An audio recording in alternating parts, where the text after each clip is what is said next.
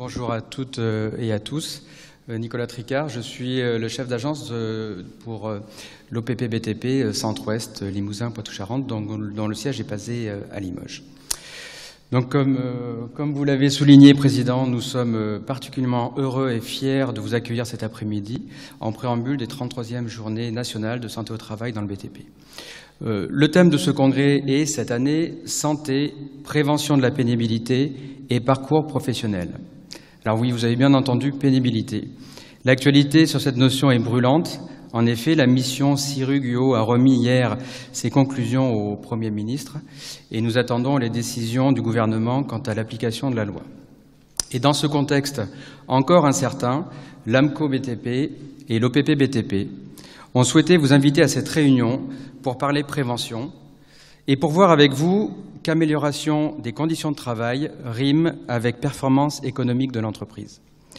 Céline Berthelot et Sylvain, qui se sont présentés tout à l'heure, vont donc vous présenter les résultats d'une enquête réalisée ces derniers mois par les services de santé au travail auprès de salariés sur les pratiques en termes d'approvisionnement de chantier. Ces travaux ont permis de mettre en avant des solutions pratiques, techniques et organisationnelles directement applicables dans vos entreprises. L'accompagnement que nous mettons à votre disposition contribue à la structuration d'une démarche positive de prévention, renforçant la sécurité sur les chantiers, protégeant la santé des équipes, tout en générant des gains économiques. Je tiens à remercier ici M. Ravan et M. Galtou, qui vont également témoigner de notre collaboration. Céline, Sylvain, je vous laisse la parole.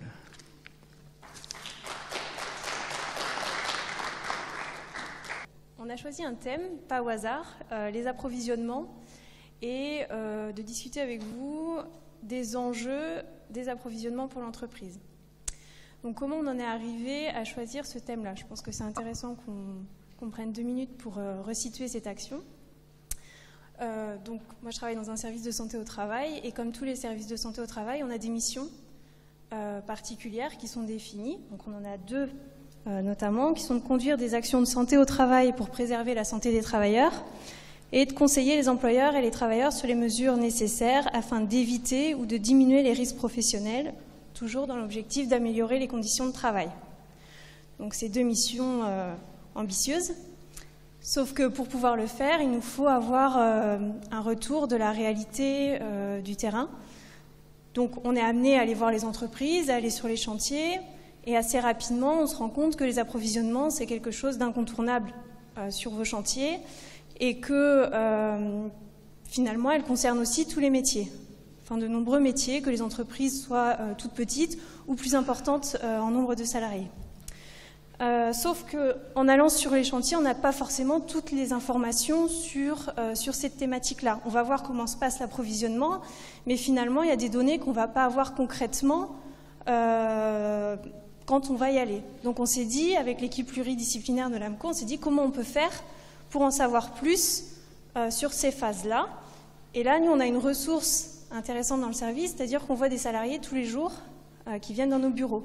Et là, on s'est dit, ce serait dommage de ne pas les interroger sur ce sujet-là, parce qu'ils ont sûrement plein de choses à nous raconter sur comment ça se passe concrètement et sur ce qu'on pourrait peut-être améliorer ou ce sur quoi on pourrait travailler pour que ça se passe le mieux possible. Et donc on a fait une enquête, c'est-à-dire qu'on a demandé aux salariés comment se passaient ces approvisionnements de chantier, on a posé un certain nombre de questions. Donc là ici le but c'est pas de reprendre toutes les réponses. Ça a été notre outil à nous finalement en tant que préventeur, en tant que médecin du travail, pour avoir un retour sur comment ça se passe, comment ça marche. Et une des conclusions importantes de l'enquête, si j'y arrive. C'est très logique. Mais ça a été donc le retour d'expérience des salariés, ça a été de dire finalement, quand on leur a posé la question, quelles améliorations suggéreriez-vous pour améliorer les approvisionnements sur vos chantiers? Et on a eu des réponses, quand ils ont eu des suggestions à faire, on a eu des réponses, certes, qui étaient de dire on a besoin d'aide mécanique et tout ça, mais ce qui revenait le plus souvent, c'était de l'organisation. Donc finalement, la cible, c'est l'organisation du travail. C'est-à-dire qu'ils nous ont dit, souvent, on est obligé d'improviser, de faire avec ce qu'on a sur le chantier, et c'est ce qui nous amène quelquefois à nous mettre dans des situations compliquées. Donc ils nous ont dit peut-être que quelquefois, on pourrait travailler sur le fait de préparer les chantiers en amont et d'anticiper nos besoins pour qu'après, ça se passe un peu mieux. Donc voilà, aujourd'hui, c'était de se dire, on n'a pas pour ambition de reprendre toutes les phases d'approvisionnement de chantier par métier, mais c'était de se donner un temps privilégié que vous n'avez pas peut-être toujours le temps de vous donner en entreprise pour aborder le sujet, et peut-être individuellement aussi pour y réfléchir et après vous présenter quelques idées qui peuvent être utilisées. Mais encore une fois, ce ne sera pas complètement exhaustif. Donc là, on a trouvé important de partir du retour d'expérience des salariés sur le fait que voilà, un chantier, c'est un projet, on ne peut pas l'improviser, qu'il faut le préparer et anticiper ces besoins-là. C'est un retour qu'on a eu. Donc c'est un premier point de vue, et donc c'était aussi important de le partager aujourd'hui. Ce qu'il faut expliquer aussi, c'est que l'enquête a été faite au niveau des salariés sur les chantiers, mais aussi au niveau des entreprises, sûrement aussi qui sont présentes peut-être aujourd'hui, et que le retour d'expérience, ce que l'on va vous présenter maintenant, ça a été unanime. C'est-à-dire que les salariés, autant que les chefs d'entreprise, étaient d'accord pour se dire qu'en fait, ces phases d'approvisionnement ne s'improvisent pas. Donc voilà. Donc voilà, on s'est dit, pour en parler, ce serait peut-être intéressant de reprendre les phases de l'approvisionnement de chantier. On sait que quel que soit le métier, l'approvisionnement du chantier jusqu'au poste de travail, en matériaux et en matériel, c'est une étape incontournable. Et que ces phases, elles concentrent une part importante des manutentions.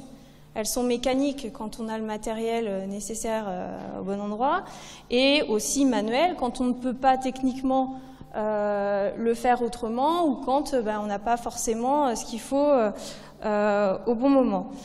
Donc là, on a divisé l'approvisionnement en 6 phases, on va dire en 3 familles. Parce qu'en fait, il y a plusieurs étapes dans ces approvisionnements. La première, ça va être l'approvisionnement de l'ouvrage. Donc voilà, comment les matériaux arrivent sur le chantier, donc que ce soit par un fournisseur extérieur ou par les salariés de l'entreprise avec un véhicule d'entreprise. Ensuite, on va avoir des déplacements de la zone de stockage prévue ou non vers l'ouvrage, des déplacements verticaux à l'extérieur, et on va passer dans le milieu intérieur, quand on en est à des phases de travaux à l'intérieur, avec des déplacements verticaux, horizontaux. Donc vous allez me dire, oui, ça fait beaucoup de déplacements, en effet. Et la dernière étape qu'on oublie souvent, qui est peut-être moins anticipée que les autres, c'est l'évacuation des déchets et le repli. Alors vous allez me dire, oui, ce n'est pas une phase d'approvisionnement en tant que telle, mais on s'est dit que si on avait des flux entrants sur ce chantier, on aurait forcément aussi des flux sortants, et que l'évacuation, on avait quand même envie d'en parler. Oui, donc on l'a mis quand même. Voilà.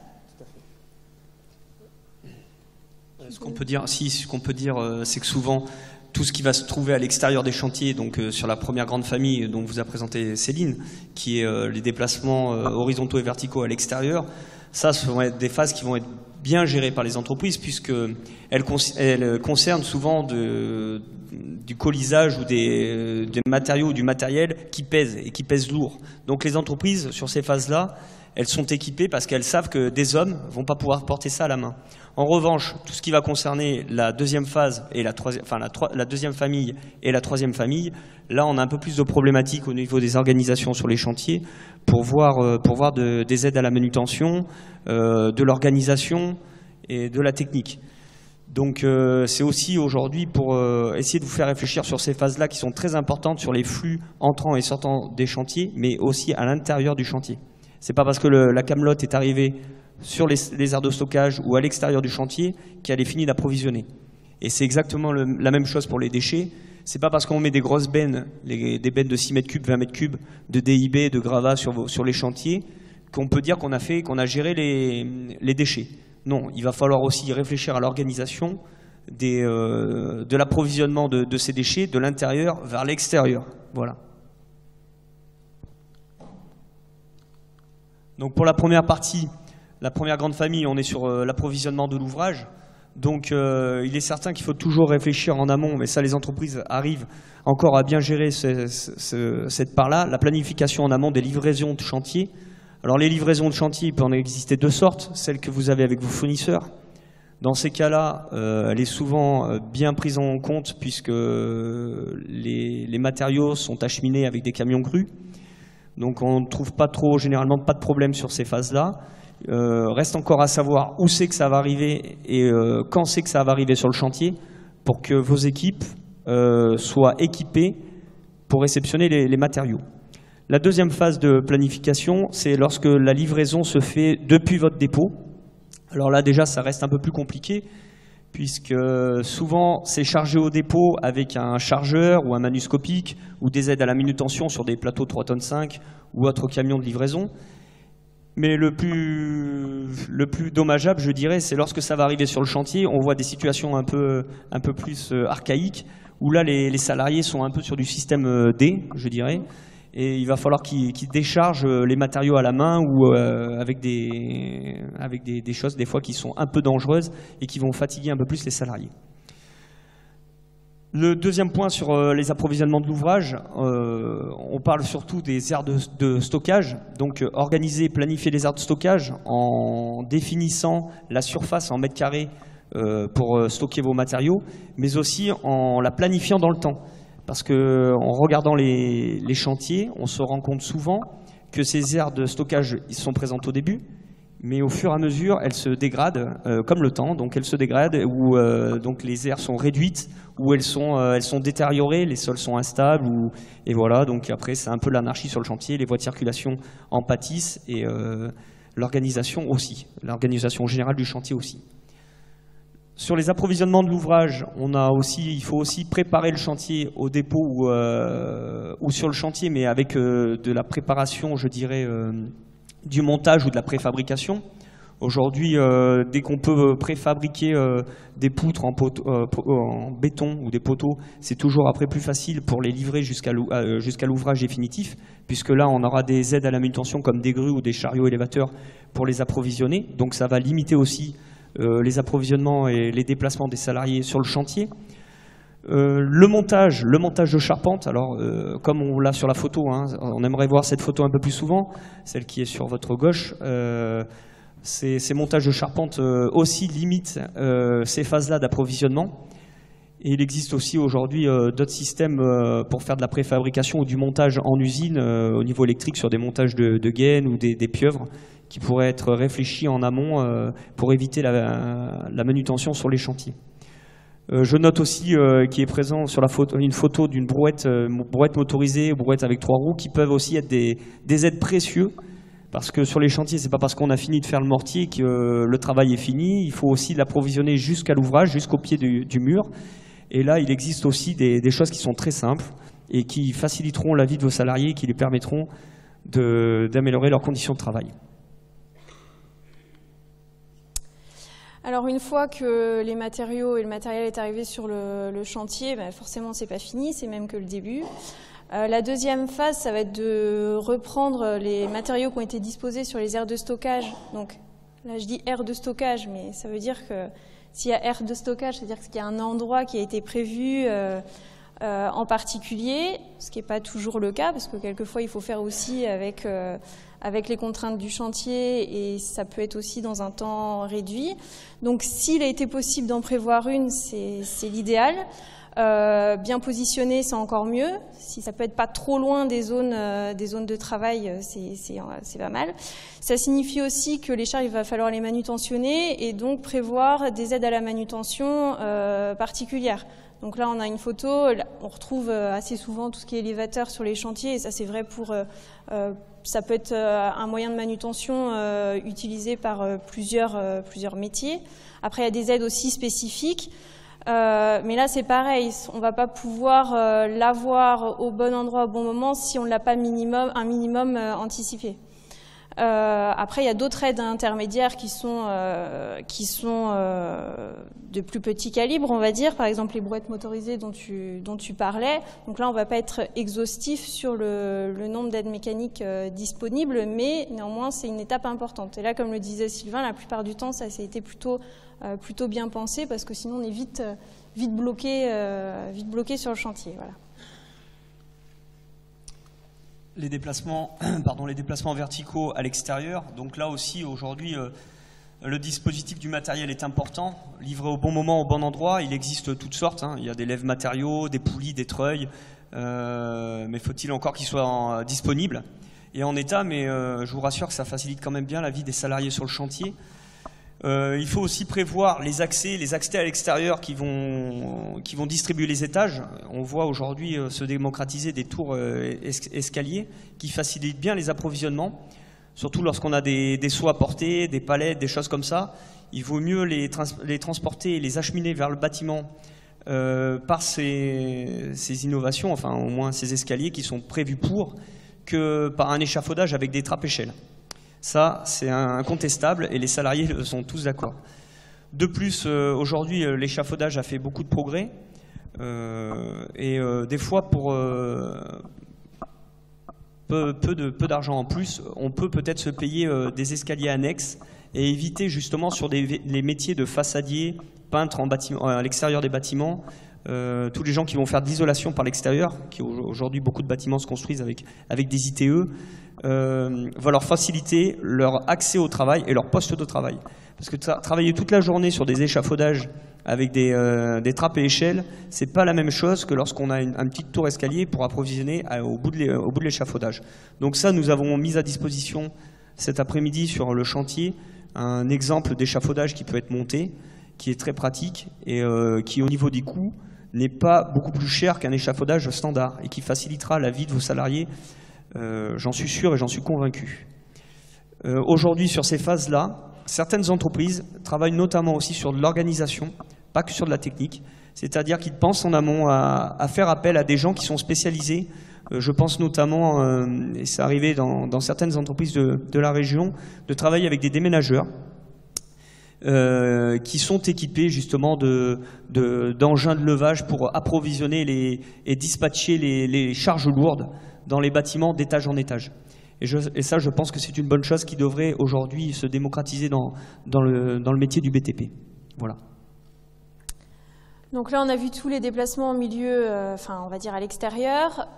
Là, on va passer à l'intérieur de l'ouvrage, donc quand il est suffisamment monté, on va dire. Là, on va avoir des aides peut-être plus spécifiques.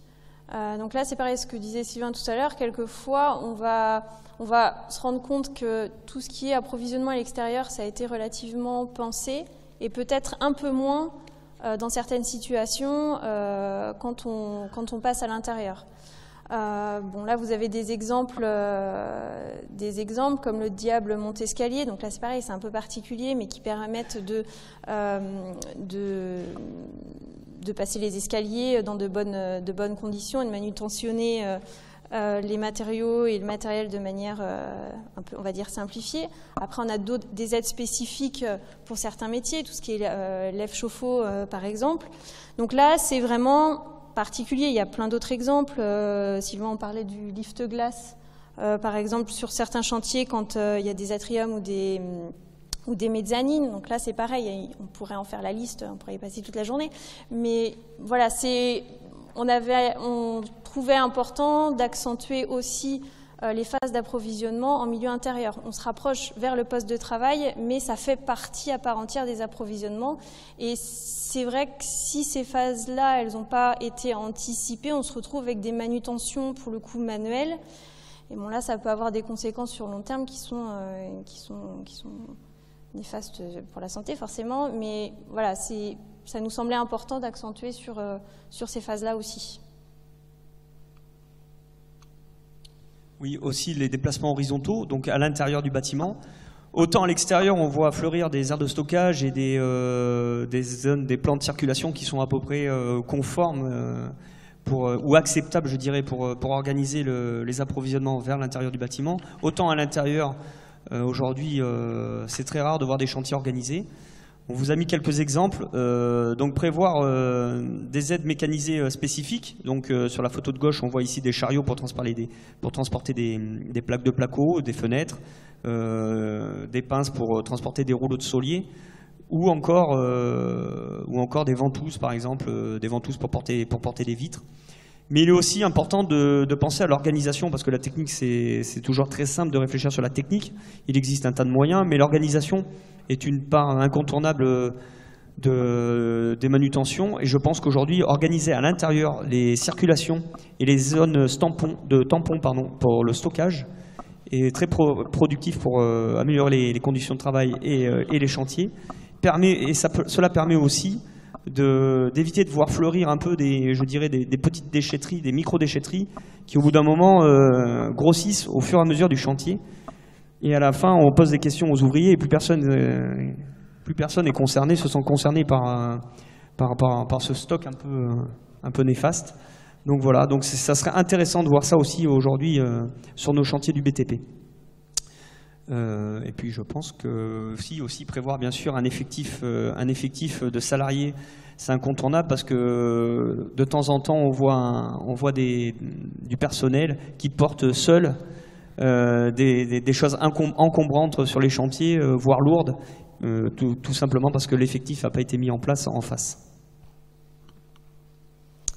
Donc on arrive à l'étape un petit peu délaissée, enfin pas sur tous les chantiers, hein, c'est pas vrai, mais peut-être moins anticipée, ou peut-être un peu négligée parce que c'est la fin de chantier. Finalement, on a fait ce qu'on avait à faire, mais la phase de repli et d'évacuation des déchets concentre là aussi beaucoup de manutention. Et là, c'est pareil, elle s'organise, c'est-à-dire qu'il y a besoin de prévoir du matériel en amont. Donc là, il y a des exemples. Par exemple, pensez à disposer dans les étages, à l'intérieur ou à l'extérieur, tout dépend de la configuration du chantier, mais des bennes intermédiaires. Alors après, c'est bien d'en avoir, mais encore faut-il avoir à disposition les aides mécaniques nécessaires pour les ramener et les déverser dans les bennes plus conséquentes. Là, c'est pareil, vous avez un exemple de tapis pour évacuer les gravats. Donc voilà, là c'est pareil, c'est différents exemples, mais s'ils sont présents sur le chantier, sur ces photos-là, c'est parce qu'avant il y a eu une organisation, et ça elle est perceptible concrètement parce qu'on a le matériel en place, mais ça signifie qu'il y a eu une réflexion avant le début du chantier et que ça se fait pas le jour même. Voilà, c'était la dernière étape. Il y a une petite étape là qui va venir tout de suite après, il me semble. Je sais plus. Vas-y, on va voir. Tu veux qu'on y arrive? Alors c'est pas une étape, c'est le colisage. Il fait partie intégrante des approvisionnements aujourd'hui. C'est quelque chose qui doit être réfléchi en amont aussi. Donc on l'a pas mis en tant que tel, en tant qu'approvisionnement. Mais le colisage est important. Aujourd'hui, les fabricants travaillent pour les entreprises pour leur faciliter et limiter justement les manutentions et les reprises de charge de ces fameux colis. Alors notamment, il existe aujourd'hui des fabricants de menuiseries. On vous présente une photo où les menuiseries avant étaient acheminées tête bêche, c'est-à-dire des volets, un coup un volet en haut, un coup un volet en bas, les volets roulants. Et les menuisiers sur les chantiers, alors il y a des entreprises de menuiserie, elles pourront peut-être témoigner, devaient à la dépalettisation, reprendre chacune des menuiseries et les retourner pour ensuite les dispatcher. Donc tout ça, on est en train, nous, organismes de santé, services de santé au travail, OPP, BTP, on travaille aussi en amont avec les fabricants pour développer ce genre de petites astuces. La palettisation des parpaings retournés aussi facilite aujourd'hui, alors ça c'est un peu plus démocratisé, mais facilite aussi l'amélioration et la limite de port de charge. Donc c'est très bien. Et puis il existe aussi des réflexions toujours d'organisationnel. Moi j'aime bien ce terme parce que c'est quelque chose sur lequel il faut qu'on avance. C'est des exemples de soliers qui ont des postes à découpe dans leurs ateliers. Alors on va vous en présenter un maintenant, si c'est possible. Ah, il y a encore une étape que tu as oubliée, mais c'est pas grave. Dans 2 secondes, on va pouvoir. D'accord. Aussi sur le colisage, finalement, s'il y a des actions comme ça qui sont possibles sur une modification du colisage, c'est parce que les entreprises, elles ont aussi su détecter et ont été force de proposition pour que nous et pour que l'OPP après puisse aider aussi à faire remonter ces informations-là auprès des fournisseurs. C'est-à-dire qu'on ne peut pas, nous, de nous-mêmes, forcément avoir toutes les informations, mais c'est une co-construction des actions avec les entreprises. Et finalement, c'est là où c'est important qu'on ait le contact avec vous et au quotidien pour savoir ce qui marche pas, et comment nous, on peut arriver à vous aider là-dessus. Parce que c'est sûr qu'on ne peut pas tout régler, mais il y a peut-être des choses sur lesquelles nous, on a plus le temps après de pousser certaines actions quand on peut. Bon, en bref, on a 6 phases. Je pense qu'on comprend rapidement que si on oublie l'une de ces phases, quelle qu'elle soit, on génère plus de manutention manuelle, mais aussi on perd du temps, puisque voilà, l'objectif, il y a une performance à atteindre, il y a un ouvrage à construire, et que là où on peut gagner du temps, j'imagine que ça intéresse aussi parce qu'il y a plein de chantiers qui arrivent, et parce que voilà, si on peut gagner sur ces phases-là, c'est quand même intéressant, et en plus on a un double enjeu, puisqu'on arrive aussi, en travaillant en amont sur ces organisations-là, à avoir une action sur la santé des salariés. Donc on peut dire que ça peut être tout bénef si c'est anticipé. Alors après, ça ne veut pas dire que c'est simple, ça on est bien d'accord.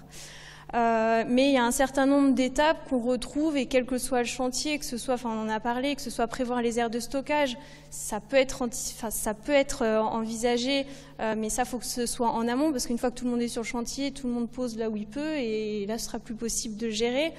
Faire livrer les matériaux quand on peut et quand c'est possible par les fournisseurs, ça évite des allers-retours, ça évite des retours au dépôt, des manutentions en plus.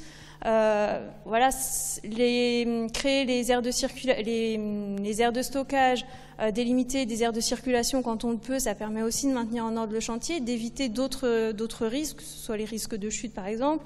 Approvisionner au plus près du poste, quand on le peut, c'est mieux. Avoir le matériel au bon endroit au bon moment. Bon, vous allez me dire, c'est très général, mais c'est un peu ce qu'on peut retrouver partout, et là, ça a besoin d'être anticipé en amont. Donc ça veut dire que ce n'est pas uniquement par les salariés toujours qui sont présents sur le chantier, mais ça veut dire qu'il faut qu'il y ait une coordination en amont avec aussi l'encadrement de ce chantier. C'est un travail d'équipe, là, pour le coup. Oui, enfin, si tu peux revenir juste sur là. C'est vrai que tout ce qui est phase d'approvisionnement aujourd'hui sont importantes. C'est ce que disait tout à l'heure Céline, c'est là où se concentre la majorité des manutentions mécaniques ou manuelles. Et c'est là où aussi il faut qu'on limite les déplacements et pour que le salarié sur le chantier se consacre à son geste professionnel. Autant son geste professionnel, c'est-à-dire le peintre, aller peindre des plafonds hauts, on ne pourra jamais toucher ou améliorer. On peut encore améliorer ce geste professionnel, mais c'est pas là où on va pouvoir gagner encore plus en performance, je dirais, pour les entreprises. Mais c'est essayer de trouver et travailler sur cette phase-là d'approvisionnement et limiter les déplacements des salariés dans l'entreprise, qui permettront, je pense, pour les entreprises du BTP aujourd'hui, d'améliorer les conditions des salariés et aussi leur performance économique. Voilà ce que je voulais dire pour finir. De toute façon, on allait passer à la vidéo. Oui, on va passer à la vidéo. Alors, à l'OPP BTP, on a travaillé depuis quelques années avec des conseillers en prévention, des ingénieurs de prévention, un cabinet d'expertise comptable et des chefs d'entreprise sur certains thèmes et sur la dimension économique que peut avoir la prévention aujourd'hui dans les entreprises du BTP, sur le calcul, entre guillemets, sur l'investissement, le gain qu'a fait l'entreprise et le retour sur investissement. Donc il existe plusieurs petites entreprises qui ont travaillé sur ces sujets-là. On va vous en présenter un. Ça s'appelle Dimeco à l'OPP BTP. Vous pouvez retrouver plein d'exemples comme ça sur notre site qui s'appelle e-prévention BTP. Et là, c'est juste une petite vidéo qui dure 2 minutes d'une entreprise qui a réfléchi sur le colisage et le moyen de limiter les approvisionnements et le port de charge dans son entreprise. Donc je préfère laisser la parole au chef d'entreprise qui a travaillé là-dessus. Donc si on peut passer la vidéo, ça serait très gentil.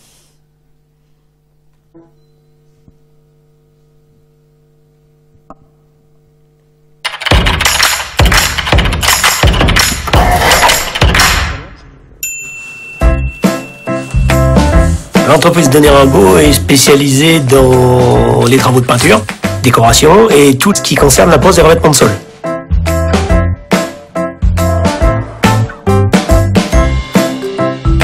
Dans une démarche de prévention, nous avons choisi d'installer à l'atelier un chariot de découpe basculant pour revêtement de sol. Alors cela a permis de supprimer la manutention des charges lourdes, d'éviter les douleurs musculaires, les risques de coupure sur les chantiers. Et cela règle aussi les problèmes de surcharge des véhicules. La découpe se fait désormais avant de partir sur le chantier le matin, selon les quantités et les dimensions nécessaires. Ce qui permet aux salariés de charger ou décharger seul son véhicule, car les rouleaux prédécoupés sont beaucoup moins lourds qu'avant, environ 20-30 kg.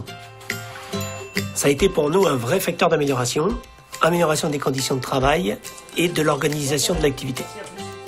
Et si on regardait la prévention autrement ? En adoptant un nouveau mode opératoire, on a amélioré l'organisation et donc la productivité. Et oui, cette action de prévention a permis de réduire les risques tout en optimisant la préparation des chantiers et du même coup la performance économique de l'entreprise. Parce que la prévention a un impact économique, l'analyse de cette action indique que l'investissement dans sa mise en œuvre a été d'un coût modéré. Le bilan de la démarche a comptabilisé des gains d'un rapport bien supérieur. Et quand la prévention profite à l'entreprise, c'est qu'elle profite aux salariés. Je n'avais pas conscience que équiper notre atelier d'une table de découpe aurait un impact si positif. Après avoir fait le bilan, on peut dire que la prévention, ça rapporte. Choisissez votre action de prévention pour plus de performance sur préventionbtp.fr. Bon, on en a parlé un peu, ça a été évoqué en fin de vidéo. Le titre de la présentation, c'était les approvisionnements, quels enjeux ? On peut dire que les enjeux, ils sont à la fois en termes de santé et de production. Parce que voilà, une entreprise, elle a des chantiers à faire, elle a des chantiers à réaliser, elle a des préoccupations économiques parce qu'il faut qu'elle fonctionne, il faut qu'elle puisse aussi payer ses salariés, ce qui est tout à fait logique. Mais néanmoins, si on aborde ces phases-là en termes de prévention et en l'associant à tout ce qui est efficacité et performance, on voit bien dans cet exemple-là qu'au final, on peut aussi y gagner. Après, c'est le coup aussi de prendre un temps pour y réfléchir et pour envisager des solutions techniques. Et là, c'est pareil, c'est aussi une question de travailler peut-être avec d'autres acteurs, que ce soit les services de santé au travail, l'OPP, il y a aussi des différentes subventions dont on pourra parler. Parce que finalement, la plupart du temps, les chantiers, les entreprises les terminent. Mais à un moment donné, c'est peut-être aussi intéressant de se poser la question. Certes, on atteint la performance, notre objectif, il est atteint, mais à quel coût ? Donc là, on a une question d'efficience, c'est-à-dire à quel coût pour l'entreprise, mais aussi à quel coût pour la santé des salariés. Et là, il y a peut-être des choses sur lesquelles on peut travailler. Pour le moment, on n'en a pas encore trop parlé, mais on a parlé de manutention manuelle. Et je pense qu'à un moment donné, on peut aussi parler de TMS, puisque j'imagine que c'est quelque chose que vous connaissez tous, puisque les entreprises du bâtiment et des travaux publics sont forcément touchées à un moment donné par des TMS. Au début, les salariés, ils ont des douleurs. On dit souvent que c'est lié au métier. Donc, sauf qu'à un moment donné, finalement, on les entend plus, ces douleurs. Jusqu'au jour, on réalise la tâche, mais à un moment donné, ça tient plus. C'est-à-dire que l'équilibre de l'entreprise, il peut vite être fragilisé par cette pathologie du geste. Donc là, au début, on a des arrêts de travail. Donc forcément, on est moins nombreux sur les chantiers, donc ça va avoir un effet boule de neige. On sait aussi que quelquefois, pour vous, ça peut être compliqué de recruter du personnel qualifié, c'est-à-dire qu'il faut aussi prendre le temps de le chercher. Donc là, on a l'absentéisme aussi qui coûte cher.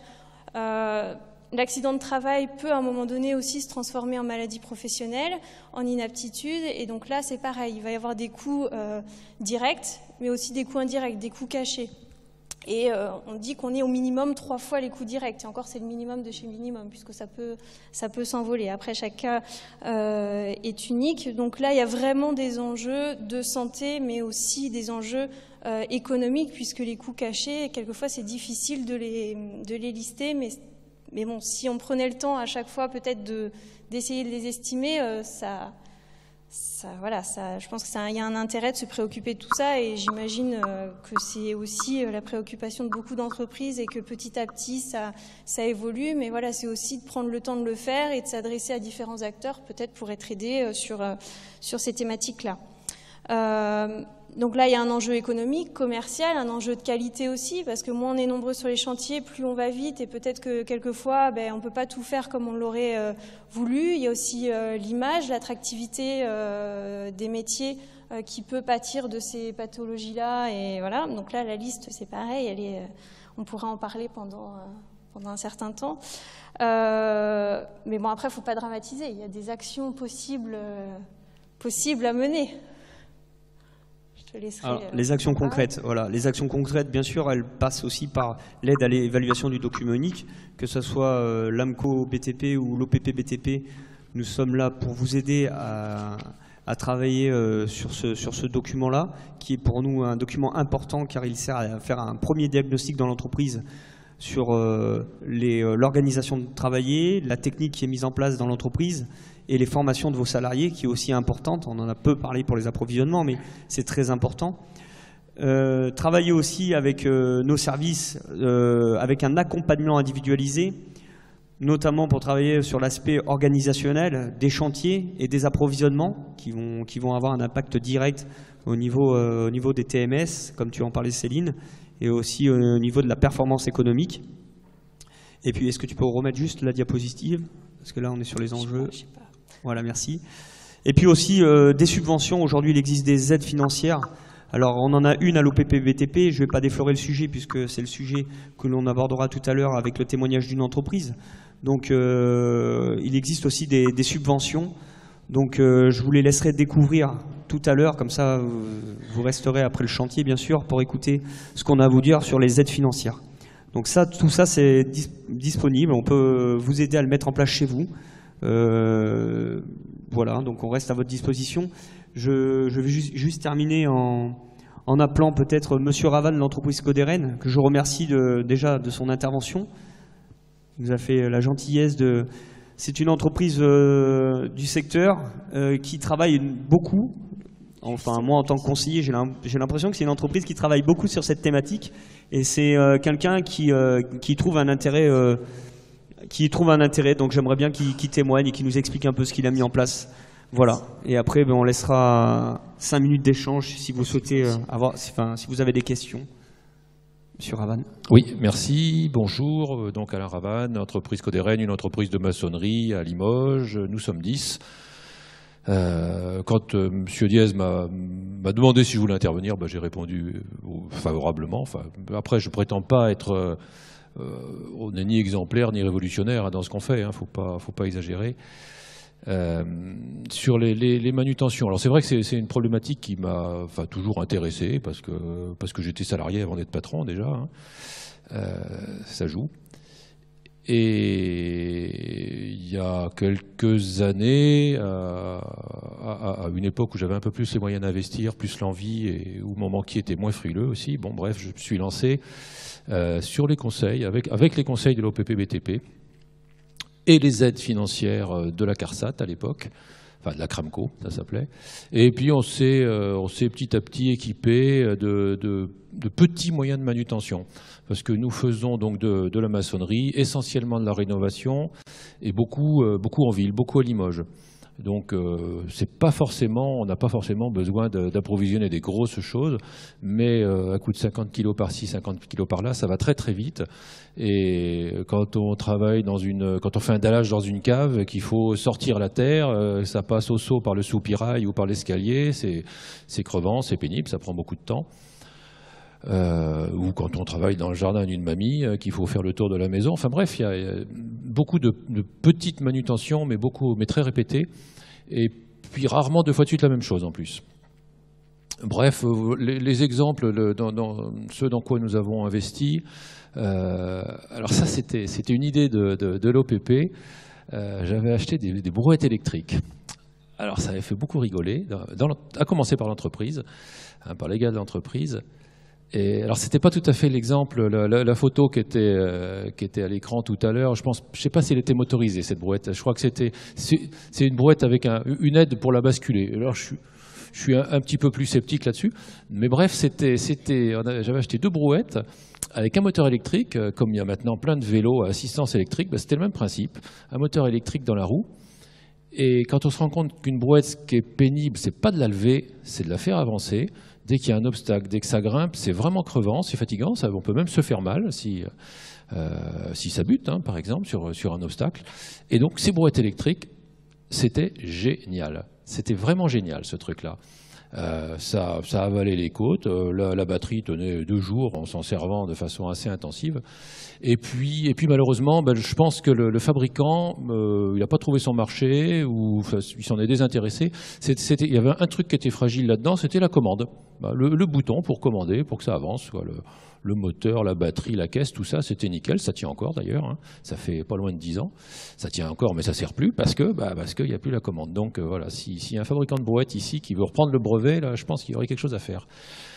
Mais c'était vraiment une aide. Les gars de l'entreprise ont trouvé ça mais formidable. Elles ont beaucoup servi. Ça paraît très con, ça paraît anecdotique, mais c'était vraiment génial. Surtout voilà, pour accéder dans un couloir même. Enfin, super. De quoi nous sommes-nous équipés également d'un treuil. Un treuil. À plusieurs reprises, nous avons construit des cages d'ascenseur dans des vieux immeubles de Limoges. Pour monter les parpaings pleins au 4e étage, c'est quand même plus facile que faire ça à la poulie, à la main, quoi. Donc, on s'est équipé de ça. On a une espèce de... Ça s'appelle un gerbeur. Hein, c'est un petit élévateur, mais manuel.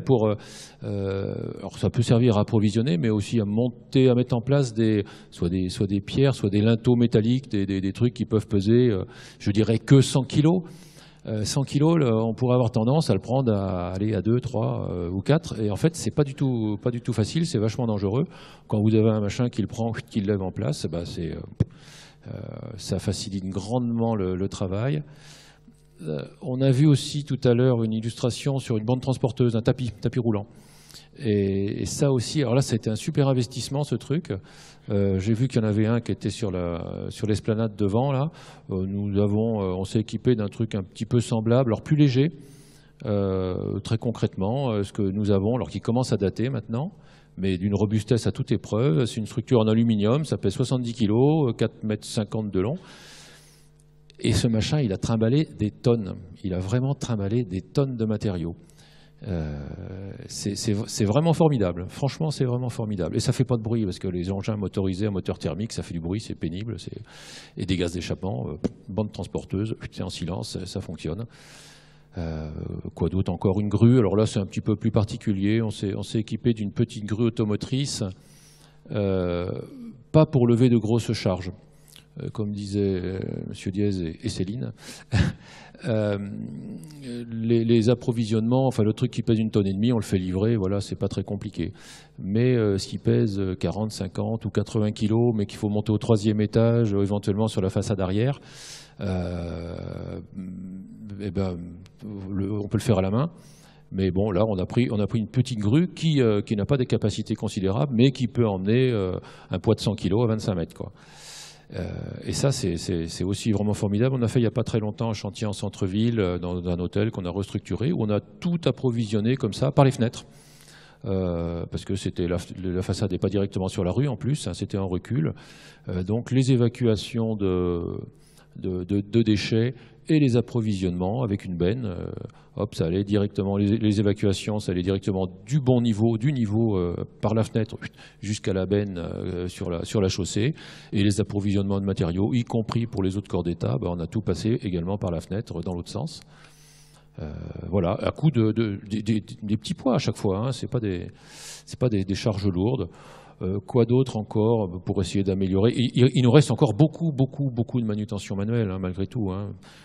Mais bon, voilà, petit à petit, on a essayé un portique en aluminium avec un rail, quoi, et puis un petit chariot qui court sur le rail, un palan, et ça permet, alors pas tellement d'approvisionner, mais de mettre en œuvre des choses un peu lourdes. il y a peu, voilà, on avait ce portique nous a servi à descendre une mini-pelle dans un sous-sol, et après la mini-pelle a évacué les gravats par la bande transporteuse. Voilà, mais donc quasiment pas d'intervention manuelle. Je crois que c'est à peu près tout ce que je peux dire. Et puis j'ai pas d'illustration, donc c'est pas très vivant, quoi. Mais voilà. Alors c'est parfois des pas lourds à franchir, compliqués à franchir. Hein. Acheter une grue, un truc à 70 000 €, bon, ouais, je le ferai pas aujourd'hui. Une bande transporteuse, bon, c'est beaucoup plus léger. Puis ça peut se louer aussi, hein, de toute façon, effectivement. Celle qui est devant, c'est un truc de location. Faut pas s'en priver. Il y a souvent plein de petits moyens qui sont aussi disponibles à la location. Faut juste y penser, en fait. Voilà. Merci. Merci de votre intervention. Voilà. Je pense que Merci beaucoup. ça fait plaisir.